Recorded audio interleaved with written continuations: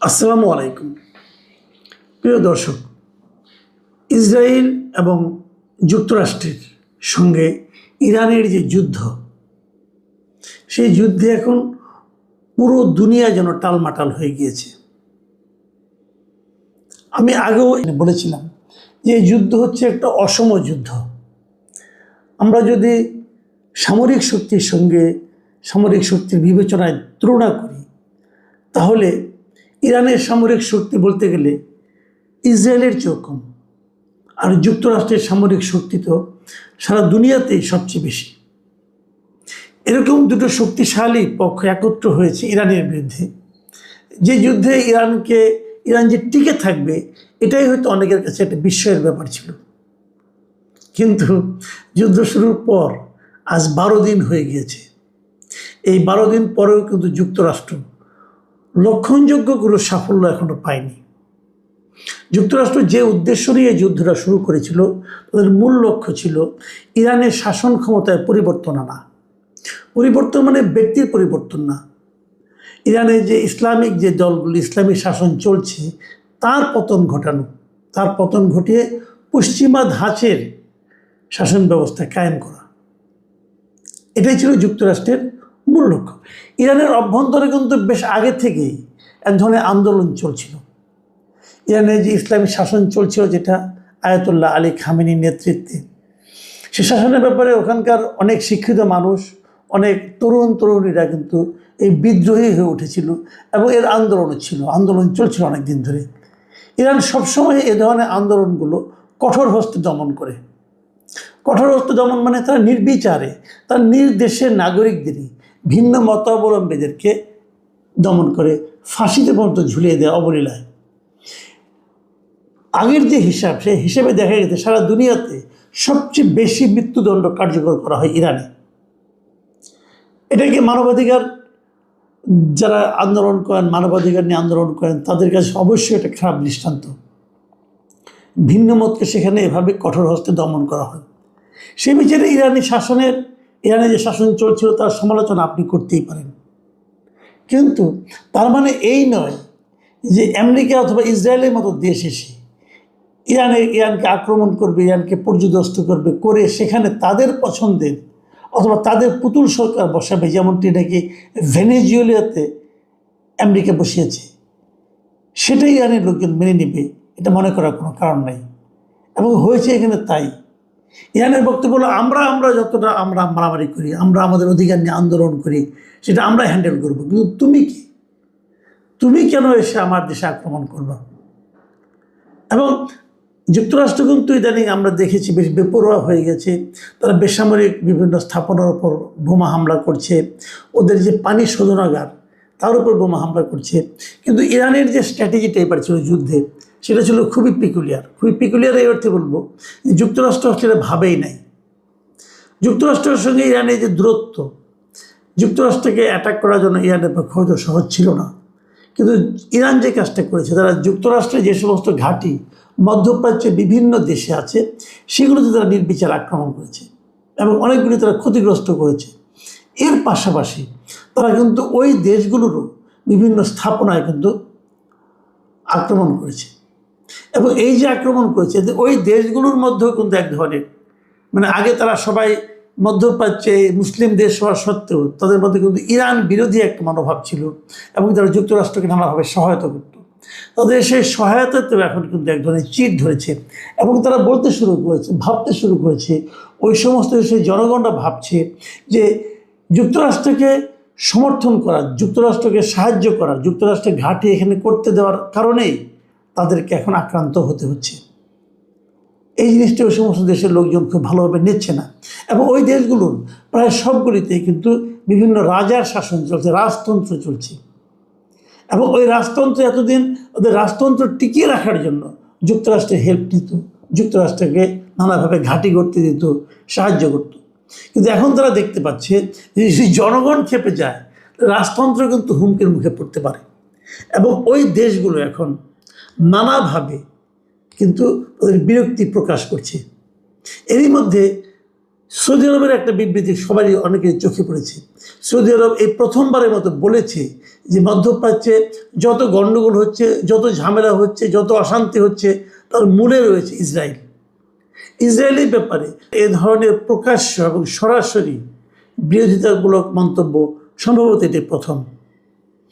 এসব কারণে কিন্তু এটা মনে করা হচ্ছে যে আমেরিকা এরই মধ্যে হয়তো বুঝতে শুরু করেছে যে এই ইরানের উপর হামলাটা তাদের জন্য হয়তোবা বুমেরাং হয়ে দেখা দিতে পারে। এর মধ্যে দুঃসংবাদ কিন্তু আরও অনেক আছে। দুঃসংবাদ আরও অনেক আছে এরকম যে যুক্তরাষ্ট্রে কিন্তু তেলের দাম বেড়ে গেছে, সারা দুনিয়াতেই তেলের দাম বেড়েছে, যুক্তরাষ্ট্রেও কিন্তু এরই মধ্যে তেলের দাম অনেকটাই বেড়ে গিয়েছে, তেলের সরবরাহ কমে গিয়েছে। আপনারা জানেন যে ওখানে হরমুজ প্রণালী দিয়ে যে তেলগুলো আনা হয়, সেই হরমুজ প্রণালী কিন্তু ইরান বন্ধ করে দিয়েছে। আর বন্ধ করে দেওয়ার কারণে যদিও যুক্তরাষ্ট্রের নিজস্ব অনেক তেল মজুত আছে, তারপরেও তার প্রভাব কিন্তু তাদের এখানে পেরেছে। এখন যদি যুক্তরাষ্ট্রের তেলের দাম বেড়ে যায়, সেটা কিন্তু যুক্তরাষ্ট্রের যারা সাধারণ নাগরিক আছে তাদের মধ্যে একটা প্রতিক্রিয়া তৈরি করবে, এবং সেই প্রতিক্রিয়া ট্রাম্পের পক্ষে যাবে না। ডেমোক্রেটদের যুদ্ধের বিরোধিতা আগের থেকেই করছে, এবং যুক্তরাষ্ট্র থেকে তারা এই নৌপথে আক্রমণের জন্য তাদের বিপুল যে সেনাবাহিনী মোতায়েন করতে চাচ্ছিল, দেখা যাচ্ছে যে যুক্তরাষ্ট্রের সেনাবাহিনীর অনেক সদস্যরা, মার্কিন সেনারা ইরানের যুদ্ধ যেতে চাচ্ছেন না। বিশেষ করে তাদের এই আপত্তিটা হয়েছে যুক্তরাষ্ট্র এবং ইসরায়েলের যৌথ হামলায়। প্রথম যে একটা গার্লস স্কুলে, বাচ্চাদের স্কুলে আঘাত করা হয়েছিল, যেখানে কমপক্ষে 165 জন শিশু নিহত হয়েছিল, এবং এছাড়া আন্তর্জাতিক জলসীমায় ইরানি যুদ্ধজাহাজের উপর যুক্তরাষ্ট্র যেটা হামলা করেছিল। আন্তর্জাতিক জলসীমা সাধারণত কোনো জাহাজের উপর হামলা করা হয় না, কিন্তু সেখানে যে হামলাটা যুক্তরাষ্ট্র করেছে, এই ঘটনাগুলো মার্কিন সেনাদের মধ্যেও কিন্তু নেতিবাচক প্রভাব তৈরি করেছে। এবং যুক্তরাষ্ট্রের যে মনোভাব সাধারণ মানুষের মধ্যে, তার ঠিক বিপরীত মনোভাব দেখা যাচ্ছে ইরানের মধ্যে। ইরানের যারা সাধারণ মানুষ হয় তারা ক্ষতিগ্রস্ত হচ্ছে, মৃত্যু ভয় তাদের প্রতিদিন তাড়া করে বেড়াচ্ছে, তারপরও তাদের মধ্যে কিন্তু ভয়টা দেখা যাচ্ছে না। ইরানের কর্মরত একজন সাংবাদিক, রেডিও তেহরানের যিনি একজন বাংলা বিভাগের সাংবাদিক গাজী আব্দুর রশিদ, তার বরাত দিয়ে প্রথম আলো দেখলাম একটা রিপোর্ট করেছে। তিনি বলেছেন যে তেহরানবাসীরা মোটে আতঙ্কিত নন, তারা এই যুদ্ধকে তাদের জীবনের যুদ্ধ মনে করছেন। যে এই যে মনোভাবের যে পার্থক্য, সারা দুনিয়াতেই হয়। যারা আক্রমণ করে তাদের দেশের জনগণের মনোভাব থাকে যুদ্ধের বিরুদ্ধে, এবং যারা আক্রান্ত হয় সেই দেশের জনগণের অবস্থান থাকে প্রতিশোধের। যেমনটা আমরা মুক্তিযুদ্ধের সময় আমাদের দেশেও দেখেছিলাম। কিন্তু আমাদের দেশে যারা পাকিস্তানি বাহিনী ছিল তারা আক্রমণ করতে এসেছিল, আর আমরা প্রতিরোধ করতে দাঁড়িয়েছিলাম। এবং আক্রমণকারীরা সবসময় কিন্তু এতটা শক্ত মনোবলের অধিকারী হয় না যতটা নাকি আক্রান্তরা হয়, কারণ আক্রান্তরা জীবন দিয়ে তখন লড়ে যায়। সবশেষ যে খবরটা গতকাল থেকে আমরা বিভিন্ন মিডিয়াতে প্রথমে দেখেছিলাম, সেটা হলো ইরানের একটা আধা সরকারি সংবাদ সংস্থা, যার নাম তাসনিম, তারা জানিয়েছিল যে ইরানের ক্ষেপণাস্ত্রের আঘাতে ইসরায়েলের প্রধানমন্ত্রী নেতানিয়াহু নিহত হয়েছেন। পরে অবশ্যই দাবিটা ইসরায়েল প্রত্যাখ্যান করেছে, কিন্তু প্রত্যাখ্যান করলেও এটা সত্য আবার আরেকটা মিডিয়া তারা বলেছে যে নেতানিয়াহু মারা যায় নাই, তার ভাই মারা গেছে। তবে কে মারা গেছে কে মারা যায়নি সেটা বড় কথা না, বড় কথাটা হলো নেতানিয়াহুর বাসভবন এবং অফিস পর্যন্ত ইরানের ক্ষেপণাস্ত্র যে আঘাত করেছে সেটা কিন্তু সত্য, এবং এই আঘাত করেছে বলেই কিন্তু তার মৃত্যুর গুজবটা ছড়িয়ে পড়েছে।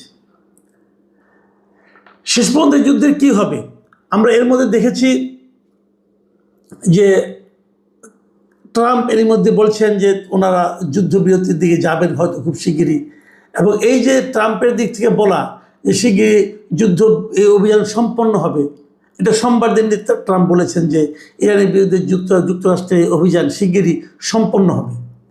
এবং এই যে সম্পন্ন হওয়ার কথা উনি বলেছেন প্রথমবারের মতো, এটাতেই কিন্তু অনেকে ভাবছে যে যুক্তরাষ্ট্র হয়তো যে কোনো সময় বলবে আমাদের যুদ্ধ জয় হয়ে গেছে, আমরা যা করে ফেলেছি, ওদের মেরুদণ্ড ভেঙে দিয়েছি, অতএব যুদ্ধের শেষ। কিন্তু মেরুদণ্ড ভাঙাটা সহজ হবে না, এই কারণে হচ্ছে না, এই কারণে তারা ওদের প্রথম দিনে কিন্তু 28 তারিখ যেদিন তারা অ্যাটাক করে, সেই দিনে কিন্তু তারা ইরানের supreme leader Ayatollah Ali Khamenei সহ উচ্চপদস্থ বেশ কিছু কর্মকর্তাকে নিহত করেছে, হত্যা করেছে।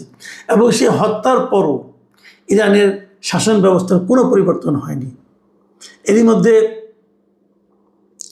আয়াতুল্লাহ আলী খামেনির পুত্রকে তারা সুপ্রিম লিডার বানিয়েছে এবং জানা গেছে সে নাকি আয়াতুল্লাহ খামেনি কিছুটা মধ্যপন্থা ছিল, এ নাকি আরও কট্টরপন্থী।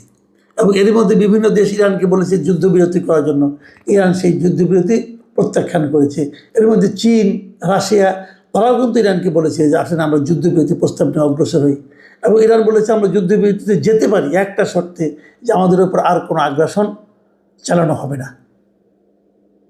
মানে এই সমস্ত কথাবার্তা থেকে আমরা যে জিনিসটা বুঝতে পারি যে এই যুদ্ধে মনোবলের দিক দিয়ে ইরান অনেকটাই এগিয়ে আছে।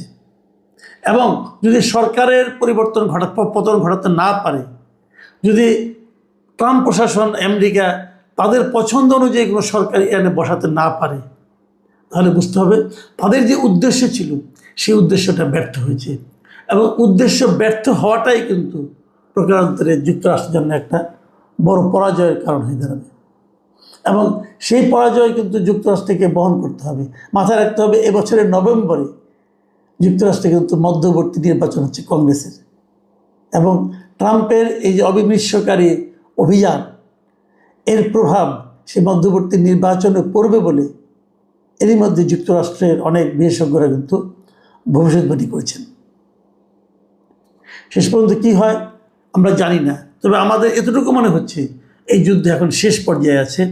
এবং কথার ফুলঝুরি হয়তো ট্রাম্প ফোটাবে, ট্রাম্প হয়তো বলবে এই যুদ্ধে আমাদের জয় হয়েছে, অতএব আর দরকার নেই, তাদের মেরুদণ্ড ভেঙে দিয়েছি, হাড্ডিগুড্ডি ভেঙে দিয়েছি, অনেক কথাই বলবেন। বলে তা বলবেন আমরা এখন যুদ্ধ আপাতত স্থগিত করলাম, এটা বলে হয়তো মুখ রক্ষার চেষ্টা করবেন। কিন্তু এটা নিশ্চিতভাবে আপনারা ভাবতে পারেন যুক্তরাষ্ট্র চেয়েছিল ইরানের শাসন ক্ষমতার পরিবর্তন। ইরানে যদি ইসলামী শাসন অব্যাহত থাকে, আপনি ধরে নিতে পারেন এই যুদ্ধে যুক্তরাষ্ট্রের বিশাল একটা পরাজয় ঘটেছে। এবং সম্ভবত সেটাই আগামী 2-1 দিনের মধ্যে আমরা দেখতে পাব। প্রিয় দর্শক, এখন এ পর্যন্তই। আল্লাহ হাফেজ।